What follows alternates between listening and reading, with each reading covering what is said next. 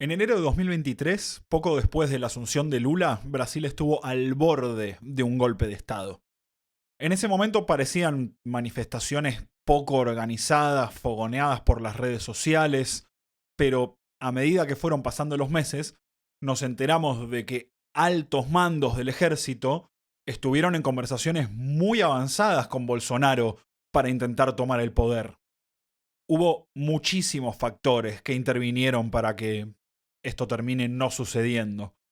Pero parece que uno de los más importantes fueron las advertencias de múltiples agencias estadounidenses a Bolsonaro y a los generales brasileros. Les dijeron que de ninguna manera iban a recibir ningún apoyo por parte de Estados Unidos para su proyecto. Podemos ver evidencia de esto en que Biden fue uno de los primeros presidentes que salió a felicitar a Lula después de las elecciones y hubo muchas declaraciones públicas de muchos funcionarios al respecto de la legitimidad de las elecciones de Brasil y la fortaleza de la democracia brasilera y todas esas cosas. El mensaje era muy claro.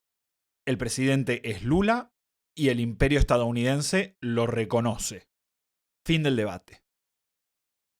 Yo no quiero acá hacer una defensa de Estados Unidos, ni de su intervencionismo, ni plantear a Estados Unidos como fuente de legitimidad de un gobierno, por más que a un nivel realista haya algo de eso. Solo les hago una pregunta. ¿Les queda alguna duda de que si hubiera sido presidente Trump, la cosa podría haber salido de manera diferente? ¿Qué hubiera pasado si un Trump presidente hubiera estado tuiteando: a Jair le robaron la elección como quisieron robarme a mí en el 2020? ¿Qué hubiera pasado si todo un gobierno hubiera estado bancando a Bolsonaro en vez de bajarle la espuma a la situación? Yo personalmente no tengo ninguna duda de que eso realmente hubiera hecho una diferencia. Especialmente estando todo tan justito como está en esta época, todo tan inestable. Cualquier cambio de balanza te puede llevar a un resultado radicalmente diferente.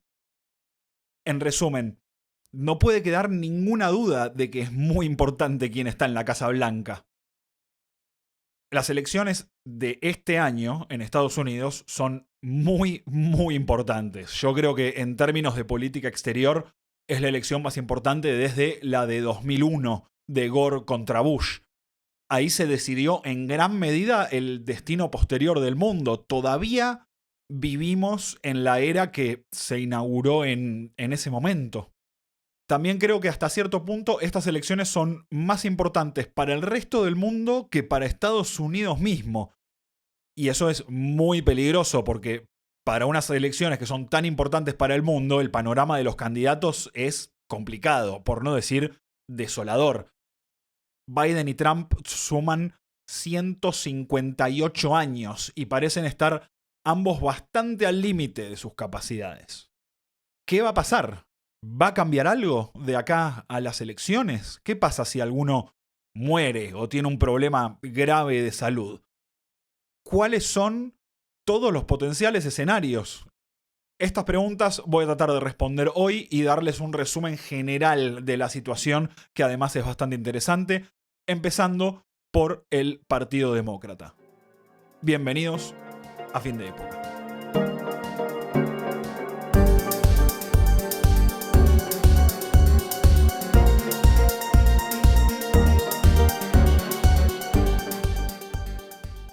La realidad tiene el terrible vicio de meterse en los planes de mis episodios. Estaría buenísimo que el mundo se quedara quieto mientras termino de grabar, pero a veces no se puede. Cuando empecé a escribir este episodio, Jon Stewart acababa de hacer un monólogo casi exclusivamente al respecto de lo viejo que está Biden. Hoy, Biden acaba de dar uno de los discursos del State of the Union más poderoso de los últimos tiempos, y realmente revitalizó su campaña y su presidencia. El sistema mediático estadounidense de pronto está usando adjetivos como fogoso, fiery, que no tiene la connotación lujuriosa del español, y la palabra energético para Biden. Yo creo que un poquito están exagerando y que estamos a 2 o 3 gaffes de que todo vuelva al estado de hace 3 semanas. creo que todavía la mayoría de la gente cree que una presidencia de Trump va a ser muy, muy difícil de evitar. Así que la verdad que no tengo idea qué relevancia va a tener mi tono o mi descripción de la situación en 3 meses, 3 semanas o en 3 días. Con esa salvedad hecha, hablemos un poco del Partido Demócrata. Pero antes de empezar, me tomo un segundo para disculparme por la carencia reciente de videos y para pedirles un favor. Si les gusta el canal, podrían contarle a un amigo, amiga, pariente, pareja o compañero de trabajo, cualquier persona de su vida sobre Fin de Época. Con uno solo alcanza. Muchas gracias por escuchar. Volvemos a la programación habitual. Tratemos de entender por qué van con Joe Biden, que tiene 81 años, le cuesta caminar y se olvida de cosas. Claramente no es un candidato que produzca mucho entusiasmo. Su tasa de aprobación no es muy alta y le cuesta mucho mover esa tasa de aprobación. La situación es interesante y más intrincada de lo que parece. Para empezar, hay que decir que Biden es un presidente bastante capaz, poniendo entre un gran paréntesis su manejo de la situación en Israel-Palestina, del que ya vamos a hablar. Es un presidente con una lista de logros bastante impresionante.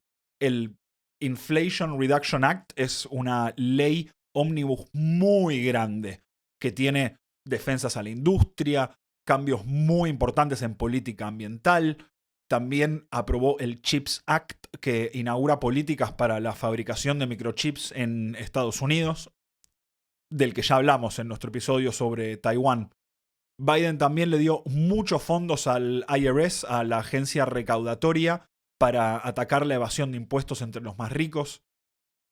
Es la primera presidencia en 20 años que intenta ponerle algún tipo de freno al poder de las grandes corporaciones tecnológicas. Y un ejemplo fehaciente de esto es la designación de Lina Khan en la FTC, la Federal Trade Commission, que es una mujer joven, una académica enfocada en temas antitrust y las grandes corporaciones tecnológicas y su poder. En política exterior, hasta que lo de Israel lo sacó de su centro violentamente, venía llevando las cosas con algún grado de éxito y coherencia, digamos. Los números de la economía van a su favor. Le fue bastante bien al tío Joe, así de achacado como lo ven, cuando casi todo el mundo está en recesión. Estados Unidos al menos no está en recesión. Pero por más que Biden tenga todas estas fortalezas, desde afuera lo que se ve es alguien que no parece que tenga la capacidad de resistir el trajín de una campaña presidencial en Estados Unidos, que es una de las cosas más difíciles que una persona puede hacer. También parece alguien a quien le puede llegar a costar llevar adelante debates, por ejemplo, teniendo que hablar en vivo y bajo presión. Aunque lo más probable es que los debates no sucedan, creo yo. Al mismo tiempo de que está haciendo todo esto, tiene que gobernar. Volvemos a la pregunta de ¿por qué? ¿Por qué ir con Biden entonces si es tan difícil? Bueno, el primer gran problema es que en la democracia estadounidense, si un presidente activo tiene la posibilidad y el deseo de ir a la reelección, la tradición indica que todos tienen que dar un paso atrás y dejarlo. Joe Biden claramente lo desea, así que ese es más o menos el fin del debate. Si él quiere ir, nadie lo puede bajar. Por lo tanto, lo primero que tendría que pasar sería que alguien o algo convenza a Joe Biden de bajarse. Esto puede pasar de 3 maneras bastante obvias. La primera es que muera o tenga algún tipo de evento de salud que lo deje realmente incapacitado para llevar adelante la elección o tal vez la presidencia misma. La segunda forma es que tenga un susto muy fuerte que le haga a él darse cuenta de que no hay manera de que pueda llevar adelante la campaña o el gobierno y que encuentre la manera de bajarse dignamente. La tercera forma es que haya algún evento externo de la realidad que lo convenza a él de que su posición es inviable o de que alguien lo convenza de eso. Supongamos el escenario de que en mayo, no sé, Biden se tropieza feo después de una conferencia de prensa. A la semana siguiente muestra que una encuesta cayó 3 o 4 puntos, que parece poco en Estados Unidos, pero es un montón, y eso lo convence de que se tienen que bajar. Y ahí ¿qué pasa?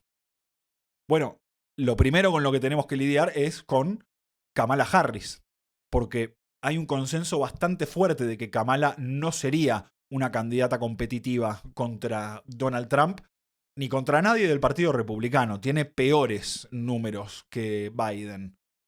Pero decir esto en público puede presentar un problema muy grande. No es tan raro pedirle al vicepresidente que se baje, pero es algo bastante excepcional. En general, el vicepresidente, si el presidente no va, tiene derecho a ser, si no el candidato sin oposición, al menos a pelear en las internas. Fíjense, en 2016, el vicepresidente de Obama era Biden y quería ser presidente él, pero le pidieron que se baje para que la candidata pudiera ser Hillary. ¿Cuál es la diferencia clave ahí? Biden bajándose en 2016 era un hombre blanco bajándose para darle lugar a una mujer de apellido Clinton. Kamala sería una mujer negra bajándose para darle lugar a... no se sabe. Habría que decidirlo. Esto es un problema porque Kamala representa a un grupo muy importante dentro del Partido Demócrata que son las mujeres negras. Y el hecho de pedirle que se corra para tener una interna sin ella sería percibido, si no como insulto, casi como discriminación. Pero bueno, teniendo esto en cuenta, supongamos que ella misma se da cuenta de que pierde y da un discurso en el que convence a su electorado, por pequeño que sea, de que es mejor esperar a la próxima. Total, Kamala tiene unos juveniles 62 años. Recién ahora nos empezamos a enfrentar con quién sería el candidato. Y acá viene el tercer problema. Ya va a ser muy tarde para hacer primarias. Y acá la cosa se pone interesante para los que nos gustan los recovecos de la política estadounidense. Para esta parte me baso mucho en 2 episodios del podcast de Ezra Klein, que es un columnista demócrata del New York Times, donde llama a la necesidad de cambiar de candidato. Tal vez no ahora, pero sí en un par de meses, depende cómo evolucione la situación de Biden. Él plantea la posibilidad de, en vez de hacer primarias, hacer lo que se llama una convención abierta. ¿Qué significa esto? Bueno, el proceso de internas de los partidos en Estados Unidos es muy parecido a un colegio electoral, es muy parecido a su elección nacional. Las internas estatales en verdad no eligen candidatos, sino que eligen electores, que en este caso se llaman delegados, que después van a grandes eventos que se llaman convenciones, donde esa gente vota por el candidato que ganó en su estado. Una cosa que a veces sucedía en el siglo XX es que en el proceso de primarias no volvía un candidato con una mayoría clara, entonces había que definirlo en la noche misma de la convención. Las convenciones abiertas son eventos locos e impredecibles, donde los candidatos hacen múltiples discursos, hay sucesivas rondas de votos donde candidatos se suben, bajan, aparecen, desaparecen, se fraguan conspiraciones, alianzas y coaliciones que a veces duran minutos. Es una locura total. Es la quinta esencia de la política como espectáculo yanqui. Y es realmente la única opción que le queda al Partido Demócrata para elegir un candidato. Las convenciones son en agosto, así que técnicamente hasta entonces hay tiempo para que el Partido Demócrata pegue un volantazo, al menos en teoría. ¿Qué puede pasar en una convención abierta? Hay 2 maneras de visualizarla, una positiva y una negativa. La visión negativa de la convención abierta plantea algunas objeciones clave. La primera es que es muy tarde y que después de agosto solo van a quedar 3 meses hasta las elecciones y no alcanza para que un candidato crezca. Segundo, que la convención es muy caótica y muy poco representativa y puede devolver un candidato mucho peor que Biden o en su defecto Kamala. Tercero, que en semejante situación cualquier candidato que no sean Kamala o Biden cargan con el peso de ser el candidato consuelo. Eso electoralmente es muy difícil de levantar. La visión positiva responde a esas objeciones de la siguiente manera.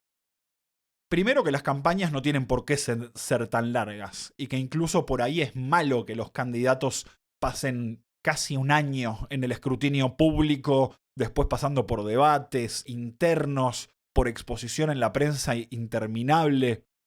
Por ahí 3 meses es todo lo que hace falta. Segundo, que la convención caótica puede servir como atractivo, como un evento animador de un año electoral que en principio va a ser bastante aburrido, y el principio de una narrativa interesante para una campaña corta, en forma de blitz, digamos. Y tercero, en esa misma línea, la edad y el brío de un candidato que es nuevo y fresco en una campaña cuyo principal leitmotiv es que no vuelva Trump, puede funcionar mucho mejor que figuras gastadas como Biden o Kamala Harris. A mí me persuaden mucho los argumentos en favor de una convención abierta. Pero me doy cuenta de que es algo que puede pasar, pero no va a ser una decisión. El peso relativo de las consideraciones que di arriba va a cambiar relativamente a cómo evolucione Biden. Si Biden la lleva más o menos bien, como en este momento que estoy grabando, una convención abierta va a parecer una locura, como parece hoy. Si Biden empieza a ser un desastre cada vez que habla, la visión positiva de la convención abierta va a ir sonando mejor y mejor a medida que lleguemos a los meses de mayo y junio. Es importante que pase un poco de tiempo porque las encuestas todavía no tienen mucha capacidad predictiva, porque la gente que realmente decide la elección, que son los independientes indecisos, están indecisos todavía, por lo que las encuestas son hoy básicamente inútiles. Hay un tema más que es indispensable tratar para entender la situación de los demócratas: el conflicto Israel-Palestina. Cada día que pasa, el tema de Gaza se torna más en un problema para la política interna de Estados Unidos. Ya no es solo la izquierda del Partido Demócrata la que está empezando a tener problemas muy reales con las acciones y los métodos de Israel. Aparte, cuando la administración Biden dice algo, como defender la solución de los dos estados, al día siguiente Netanyahu sale a decir precisamente lo contrario, en abierto desafío, ya queriendo humillar a los demócratas a propósito, que igual le siguen dando plata y bombas. Yo me imagino, desde la perspectiva de un votante estadounidense, esto te hace sentir como un tarado que paga una fiesta a la que ni siquiera estás invitado. ¿Cuál es el riesgo concreto para Biden por Gaza? Específicamente es que la izquierda del partido básicamente se rebele y no vaya a votar. Ya en las primarias de Michigan, el estado con la población musulmana más importante de Estados Unidos, aunque fue una elección de un solo candidato, muchos delegados pusieron una especie de voto en disconformidad, que es una verdadera señal de alarma por más que suene algo muy chiquitito. ¿Por qué? Porque entendamos algo, no todos los votos valen lo mismo en Estados Unidos. Michigan es el swing state más importante. Es el estado que le hizo ganar a Biden la última elección. Y las grandes ciudades de Michigan están llenas de familias de ascendencia musulmana, que si no van a votar, perfectamente le pueden costar a Biden toda la elección.